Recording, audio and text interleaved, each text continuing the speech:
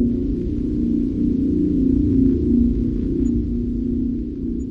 in 2020, when the pandemic was still causing all kinds of chaos, I started driving for Uber to make ends meet.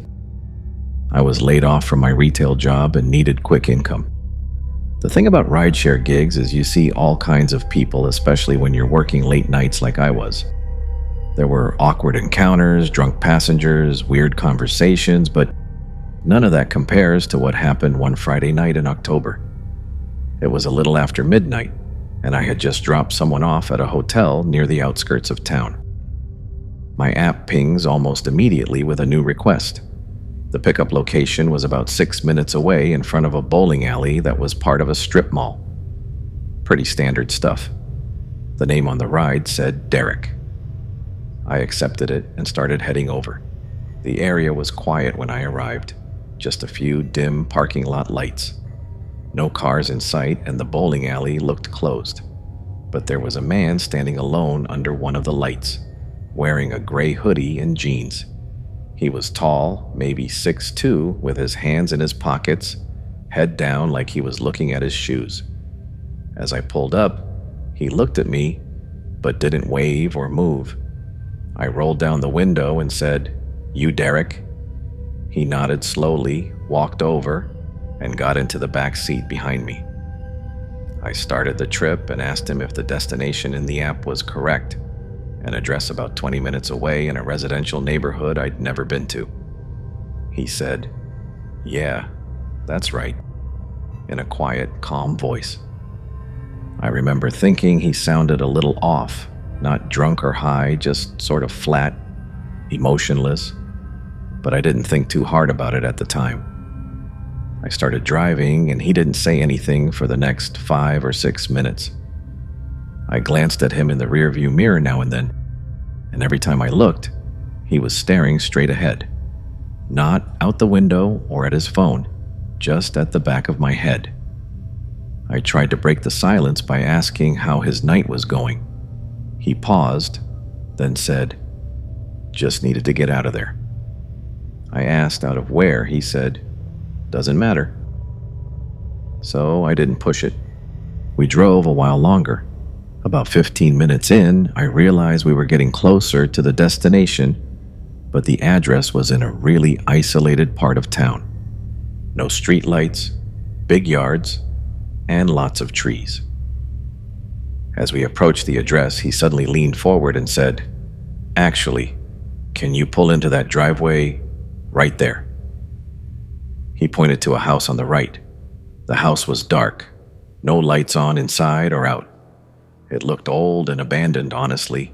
It had an overgrown lawn and paint peeling on the siding. There was also no car in the driveway. I said, "Is this your place?" And he said, "Just pull in." I hesitated but turned into the driveway. I stopped near the front of the house and put the car in park. He didn't get out. I looked back at him and said, "Everything all right?" He stared at the front door and said, "Wait here." And he got out and started walking toward the house. He didn't go to the front door. He walked around the side of the building and disappeared from view. I sat there for maybe 2 minutes trying to decide what to do. The ride was technically still going. I didn't want to drive off and get penalized, but I also felt like something wasn't right. My gut told me this guy wasn't just heading inside to grab something. Finally, I ended the trip manually.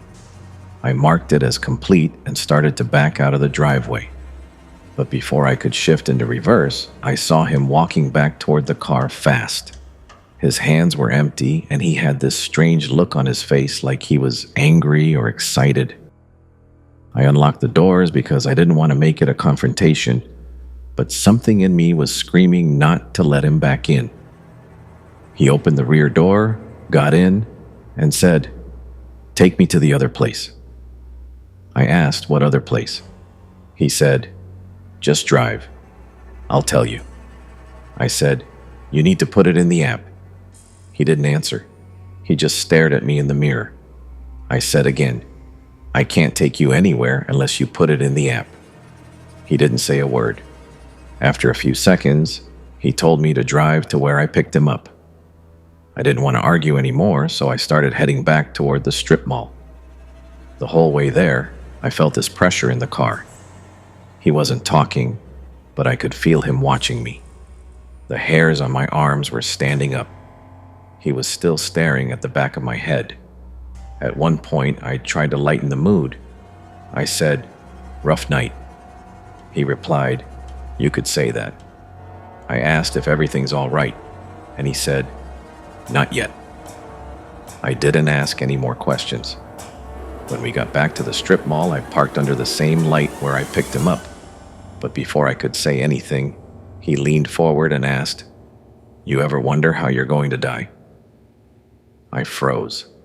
I laughed awkwardly and said, "Not really something I think about." He didn't laugh. He just leaned back in his seat, and after a few seconds, he said, "I think about it all the time." Then he opened the door and got out without another word. He didn't close the door right away. He just stood there for a second, half in and half out of the car. Then he looked at me and said, "You picked the wrong guy up tonight." He shut the door and walked off into the darkness behind the bowling alley. I sat there for a minute, too shaken to move. Eventually, I drove home, constantly checking my mirrors. When I got home, I looked at the trip details again. Something was off. The name had changed. It no longer said Derek. It was blank. No name, no profile picture, no trip history. It was like the ride never happened. I contacted Uber support to report it, but they told me the trip data was unavailable. They said sometimes that happens if the app crashes or if the rider cancels midway. But I know what I saw. I know I completed the trip. I know the man got in and out of my car, and I know he said what he said. "You picked the wrong guy up tonight." I've never seen him again, and I hope I never do. But every time I get a ping in a dimly lit parking lot, or have a silent passenger in the back seat, I remember that night. And I remember that feeling that something terrible could have happened. That maybe he changed his mind at the last second, or maybe he was never planning to do anything, just wanted to scare someone. But I still wonder what he meant, and if he ever found the right car.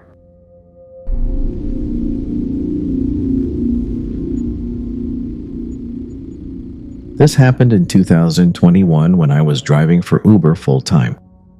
I live in a city that gets a lot of tourists, especially in the summer.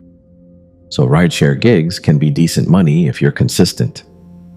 I worked mostly nights, partly because I'm a night owl, and partly because it's less traffic and better tips from drunk passengers coming back from bars. The night this happened, it was around 1:30 in the morning, a pretty normal Saturday night crowd.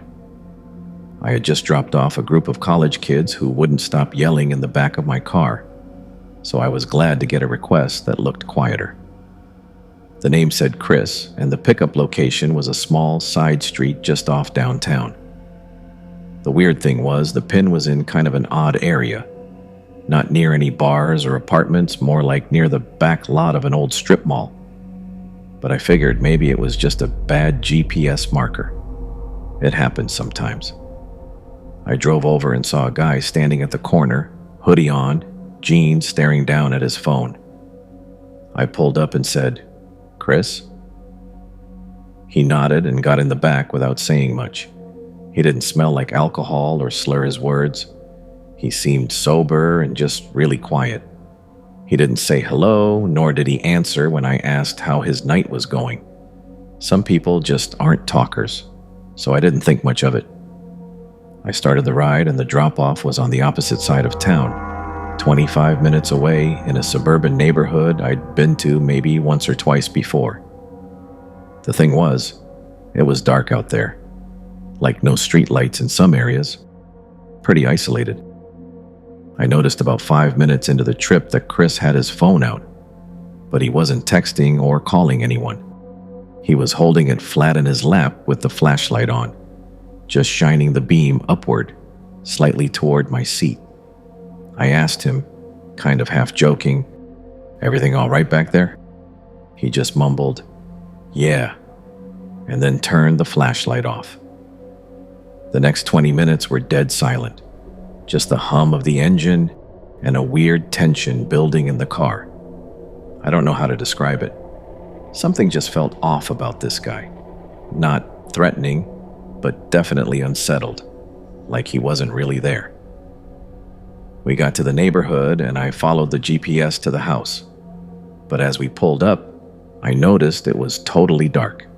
No porch light, no inside lights, nothing. I asked, "Is this the right place?" Chris didn't answer. He just sat there. I turned around and looked at him. I repeated myself a little louder, saying, "Hey, is this it?" He stared past me out the window. I repeated myself one more time and finally, he nodded. So I put the car in park and said, "Have a good night." He didn't move. He just sat there. So I asked again, "Are you good?" He finally reached for the handle and stepped out, but he didn't close the door. He just stood outside the car with the door open facing the house. I sat there waiting. A few seconds passed, then 20, and then a full minute. I was just about to say something when he suddenly turned around, looked at me through the open door and said, "I need to go back." I blinked and said, "Back where?" He said, "Where you picked me up." His tone was flat with no emotion. I didn't know what to say. That was a 25-minute drive and it wasn't like I could just reverse the trip. I told him he'd have to request a new ride, but he just stared at me. He begged me saying, "Please, I need to go back." I told him again, "You need to request it through the app." That's when he said something that sent chills up my spine. He said, "I can't. They're not gone yet." My only response could be, "Who's not gone?" He didn't answer. He just stood there still holding the door open, and I noticed he was breathing heavily. At that point, I started getting seriously uncomfortable.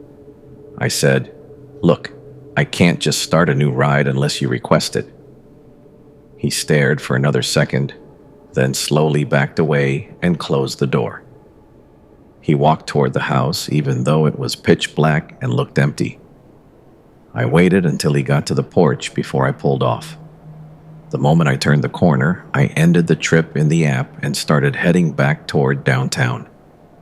A couple blocks down, I stopped at a 24-hour gas station to use the bathroom and get a drink. I parked at the side of the building, went inside, and came back out maybe 4 minutes later.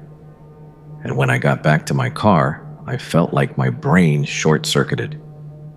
Chris was sitting in the back seat, same hoodie and same expression. I thought I had locked the doors before going inside, but somehow he was in the back of the car. I opened the driver's side door and stepped back in slowly, keeping my eye on him through the mirror. "How did you get back in?" I asked. He just said, "Take me back." I said, "I'm calling the cops," and reached for my phone. That's when he leaned forward close enough for me to hear his breath and said, "They're still in the house." I don't know why, but I didn't call the police. Something about the way he said that made me feel like he was having some kind of episode, and I played along and said, "Whose house is that?" And he said, "My parents." I asked him if he lived there, and he said, "Not anymore." That made the hair stand up on my neck. I started slowly driving back to where I picked him up. Every part of me was screaming not to do it, but I didn't know what else to do. As we got closer, he started breathing heavier. He was rocking slightly in the back seat. At one point, he whispered, "They're still there. They won't leave no matter what I do." When we pulled up to the house, there were still no lights, still no signs of anyone living there. He got out without saying anything and then walked up to the front door and stood there. He didn't knock or anything. He just stood still. I waited maybe 30 seconds, then pulled away again, making damn sure the doors were locked. I drove 3 blocks, parked under a street light, and sat there for 10 minutes trying to process what just happened. I debated calling the cops, but what would I even say? That a guy got into my car twice and said weird things? There was no crime technically as far as I knew, so I just drove home and didn't sleep that night. The next day, I reported the ride to Uber, and honestly, I regretted not reporting this to the police because the man might have been sick in the head, needing help. I hope he didn't hurt anyone. Who knows if that house was even really his parents' house or if he actually was just having a manic episode.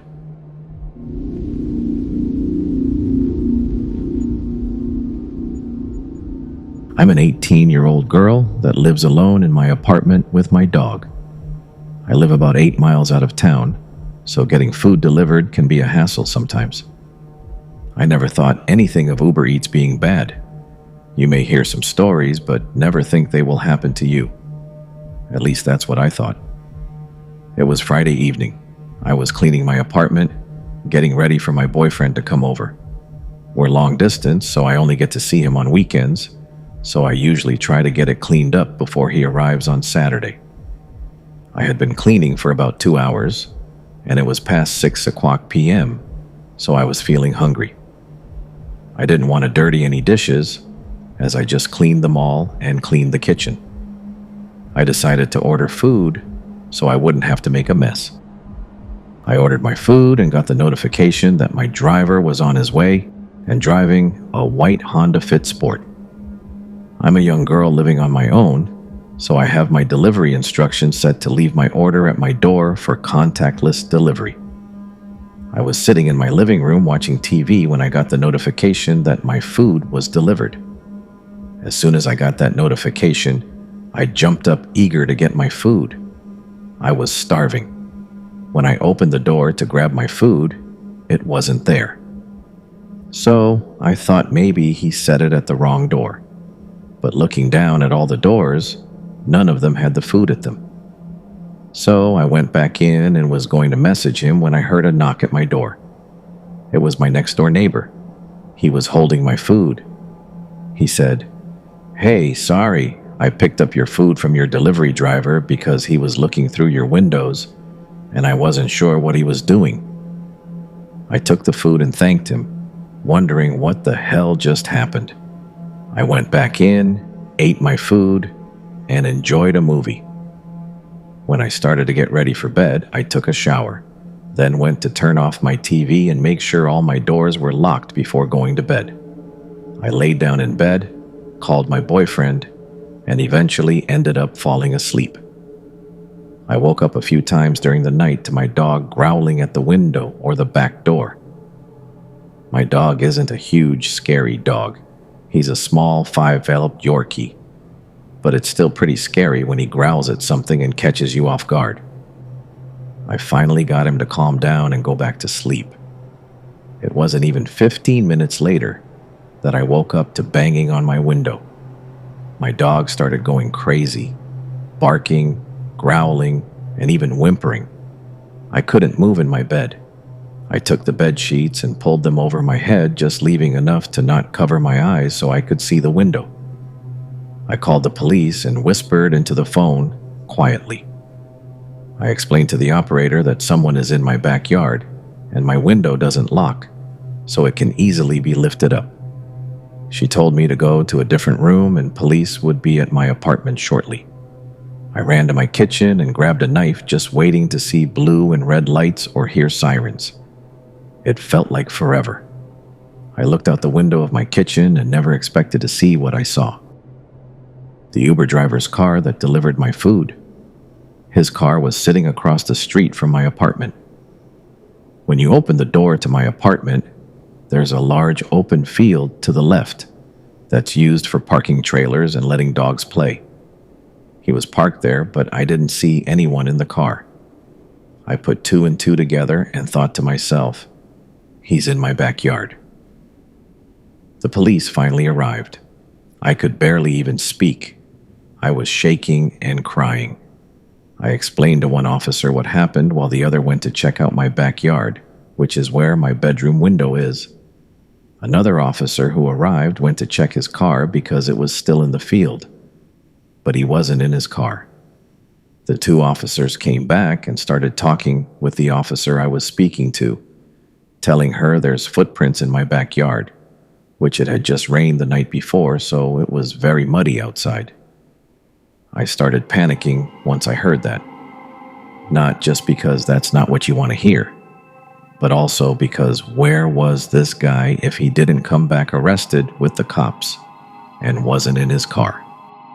My neighbor came outside to see what was going on. The officers explained to him what was happening. Then he spoke about how he picked up my food for me earlier that day. The neighbor invited me to sleep over at his apartment for the night if it made me feel any better. Oddly, I passed on the offer, and when all the cops left, I went back into my apartment. Thinking it was all over, I took a few hours to get comfortable enough to fall asleep. But at 2 a.m., I woke up to banging on my front door and heard police. There's no way this is happening right now, I thought to myself. I got up and went to my front door, scared to open it. It was the woman I spoke to earlier. She explained they stayed at my apartment hidden to watch for that guy in case he showed back up. And he did. They caught him walking up to my front door, thinking he was going to try to find a way in. My heart fell to my stomach when I heard her say that. She then explained he was arrested and I don't have to worry about him anymore. I thanked her and went back to try and sleep. Unfortunately, I couldn't fall asleep this time. I also don't use Uber Eats anymore when I'm home alone.